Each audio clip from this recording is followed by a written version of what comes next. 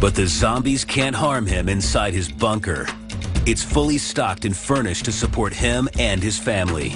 We got 4 racks for each member of the family. These racks are actually big. We could probably sleep 2 people on them if you had to. I know we need 2,000 calories per person per day. We packed it as much as we could with all the calories we could. You're also going to need one of these. You want a little privacy?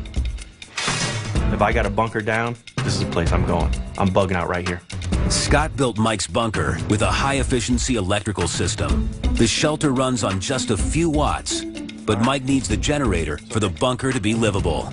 I'm going to have to think of a solution for you so that you can monitor your bunker from 600 miles away or from 6,000 miles away. I'm pretty upset about this because it's the first time a bunker client's had something stolen from them. It just sucks. Down on the floor, the team is assembling the shell for Prepper Shay DeGan's massive bunker. They're just getting started on the 10 by 40-foot sleeping unit. For Shay's bunker, we use 1/4-inch plate steel floor, 3/16 walls, 4-inch C-channel, which reinforces the walls every 2 feet. Makes it really, really strong, withstands all the pressure the dirt is going to be right on top of it. Scott's floor manager, Jesse, is in charge of the build. This end over here wasn't cut totally straight. That's fine. Just as tack long as it. It's square. Yeah, it's square. Okay. Yeah, tack it all up.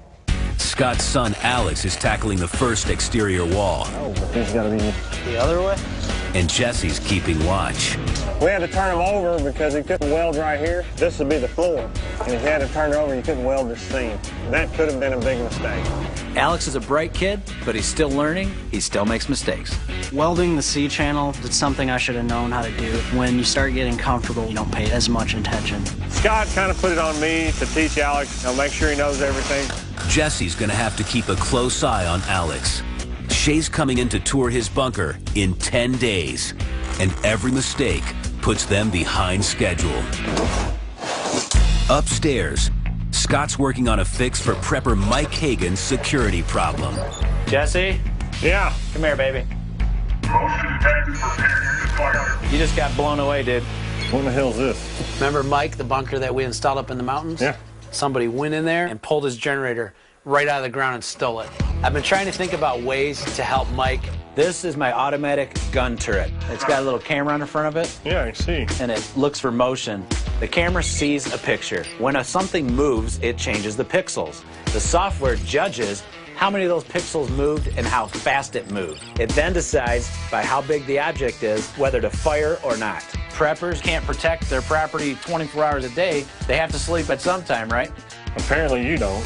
Most turrets I've seen, you either have to operate it manually or remote control. This one here, you don't even have to be there. The preppers are really going to like that. This gun turret, it's not going to be ready for a few months, and it's not going to do Mike any good right now. But in the future, for my prepper clients, this thing will watch their property while they're sleeping and will keep people away. Hold on, let us shoot you again. It just shot you 14 more times. Coming up, Zombie apocalypse! Fire! Mike's family fights off the zombie apocalypse. And Scott pulls the trigger on a new product. Oh,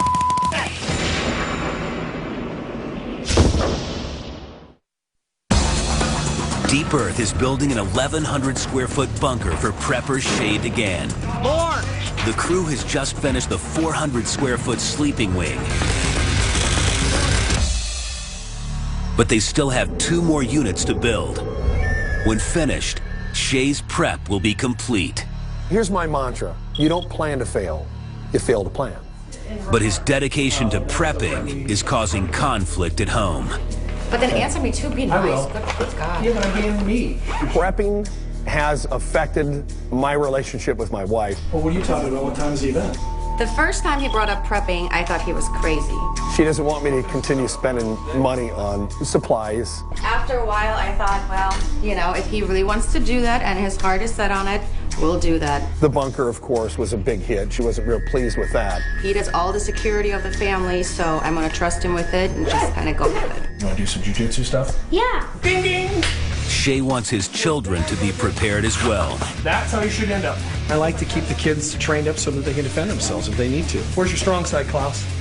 It's your right. If I know that my kids can defend themselves, it makes me sleep so much better, just simply because I know when they're at school and something happens, they can stand up for themselves. So if I throw a punch, You block. Good. It's no different than sending your kids to the top school. If you prepare them in that fashion, why would you not want to prepare them for some worst case scenario too? They have to be able to defend themselves. But their best defense will be a new 1,100 square foot bunker, which Shay's planning to tour in a few days. While the crew is finishing up the exterior of the kitchen and living room wing, Scott's getting ready to test his latest invention. Prepper clients have been asking me for something to protect their property, almost like an alarm system. After his client Mike Higgins had his generator stolen, Scott started working on motion-triggered security systems. I took the small turret that I had and I made a bigger one, big enough to hold my airsoft gun. Since it's illegal to set up a real gun to fire automatically, Scott chose a less lethal weapon. The airsoft gun that I got is fully automatic. It holds 250 BBs. The gun's hooked to software. The software looks through a camera and it detects threat images. I need to make sure it works. And when my guys come up for lunch, hopefully it'll spray all of them, but there's no way for me to know. The turret considers movement a threat. Any object that changes position becomes a target. My guys, they're not really a threat going to lunch, but too bad.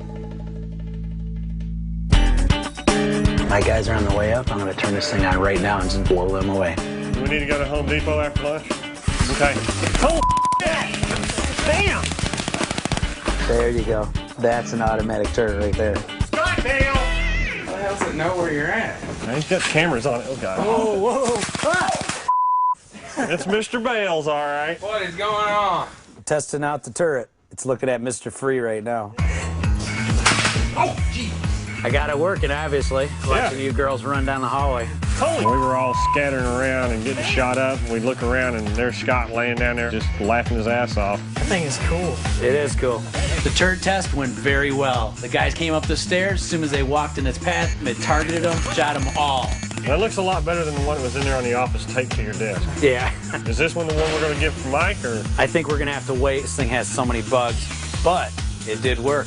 The main thing I needed to know is if this thing was going to pick up motion and pull the trigger and fire like it's supposed to, and it did. It'll be great for future preppers, but for right now, this isn't going to work out for Mike. Scott gets back to work. He needs a solution for Mike that can be implemented immediately. Fortunately, Mike's Florida home can serve as a temporary safe zone. I have two places prepped. One is my house. In case my family or I have to bunker down there for a period of time, we'll be okay there. I have one gas mask for each member of the family. Silver as a bartering system. Water in the event that water gets contaminated. And when the time comes, Mike's bug-out bags are ready. If we only have 5 seconds to grab something, that's what we're grabbing, those backpacks. In my bug-out bag, I have fire starters. I have water purification tablets. I have radiation iodine pills. I have traps for catching food. You're actually never done prepping. There's always something a little bit more you can do. One of the things that we're doing is going to the gun range. We're gonna shoot all of those? That's why we're here. The advantage of having a gun with you in a chaotic situation, you can protect yourself. You can protect your family. You can protect your food. You can protect your water. What's rule number 1? Always treat a gun like it's loaded. Nicholas, number 4. Keep your finger off the trigger unless you intend to shoot it. Know why I chose number 4 for you? Because I shot you in the back by accident with paintball. Okay, who wants to have some fun? Yeah! Mike has labeled all non-preppers zombies. Every week, his family practices a special drill. Zombie apocalypse! Fire! Fire! You're a natural. My son Nicholas, he can shoot. Nice shot. I've seen him get better from the first time to the last time. When I first shot it, I'm like, wow, that was loud and strong. Good, keep going. Those are all good heart shots right there. He's a big boy. Got one right here in the head. Awesome. Kill shot, kill shot, kill shot. If our life was in his hand, I feel confident he could take the shot. If we're not home and you hear someone break in the house, there's 2 things that you can do. It's called fight or flight. You hide or you leave. And there's nothing wrong with that. If you feel comfortable enough with the weapon, I've always given you the right to protect yourself. I'll never get mad at you for that. All right? Okay. I love. Love you. My wife, getting your isosceles stance, or what you like to call your Charlie's Angels stance. Okay. Okay, now, you got zombie apocalypse coming at you. What do? Point and shoot. Point Okay, and take your shoot. time, breathe. Ooh. Woo. Oh, God. Again. There you go, again. The first time when she was shooting a gun, she was a little bit shaky. There you go. Good job. But now? Good game. Ow, ow, gosh, dude. Learning about gun safety is preparing me for anything that could possibly happen to us. Let's say, for instance, a hurricane comes through and just demolishes the whole city, and my house is the only one left standing. If I can ward off any people who are coming out looting, then I can certainly take care of my space. A gun gives me security. I'd like to show you guys this Caltech PMR 30. In the event a gang was coming at you, you only have to load maybe once because there's 30 rounds in this magazine. What it's really going to be is going to be people starving, going from house to house, and there will be gangs of people doing this. That's why at our house we have over 10,000 rounds. The people who aren't paying attention out there, they don't know what's going on, nor do they care to know what's going on. They don't want to know what could happen. They're welcome to think that way. Doesn't mean I have to. Gangs? What gangs? Coming up. Got the wrong damn screws. Tempers flare in the shop. When is this board going on, dude? And Shay's blast door Take the weapons off safe. is under attack.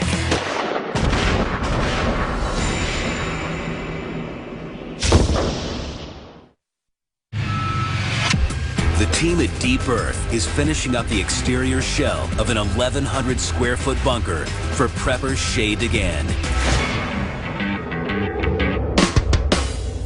My guys worked for close to 300 hours just to build the exterior of Shay's bunker. We used about 185,000 pounds of steel. I am buying this bunker for two different reasons. To teach people how to live in a bunker and to protect my family, if need be. In a pandemic outbreak or civil unrest, laws aren't going to apply. Shay's coming in soon for a walkthrough, and he's expecting a bunker that feels like an underground home. We just got the boxes built, and now we have to build the inside. The shower, the kitchen, the bathroom, all the stuff he wants in an underground home. We got to do that now. Building the interior of a bunker is just like building a home in reverse. The team primes the steel walls first to protect from rust, and then goes about adding plywood and drywall. My guys have been working their asses off, and I can tell that it's starting to catch up to them. Scott's son Alex is helping hang the kitchen cabinets. But there's a slight problem. We're screwed right now. We have no screws. Finally! They were sitting right over there. Alex, I need the toilet cleaned today, too. Ain't gonna be me. Yes, it will. No. You got the wrong screws? Are you serious? You got deck screws. Deck screws are just bigger screws that would go outside. I just asked him for wood screws. Got the wrong damn screws. Been waiting all day for them. Brought us deck screws. It pissed me off. Alex, I need to talk to you. The throwing stuff, no more, okay? I see you throwing stuff at anybody, you're done. But you know why, right? No, it's unprofessional, it's unsafe. He's the boss's son. He thinks he can get away with anything. I'm the owner's son. I could throw anything at pretty much anybody and get away with it. So. Alex is wanting respect from everybody around here, but in order to do that, he's going to have to earn it and stop acting like a 2-year-old. But the Deep Earth crew has bigger issues to deal with than Alex's behavior. You see right here, from the moisture and the humidity today with the rain and stuff, I mean, it's just separating the plywood. The humidity has created excess moisture on the build floor, ruining the plywood. We can't put this in the bunker. We need to go to marine grade plywood? That's one option. Sorry, but you got to peel it all off. We can't work with this, so. I will have some information and some wood for you within the hour. Every second counts. Shay's paying $450,000 for this bunker, and his walkthrough is right around the corner. I guess I'm off to the hardware store, pick up more material for more work.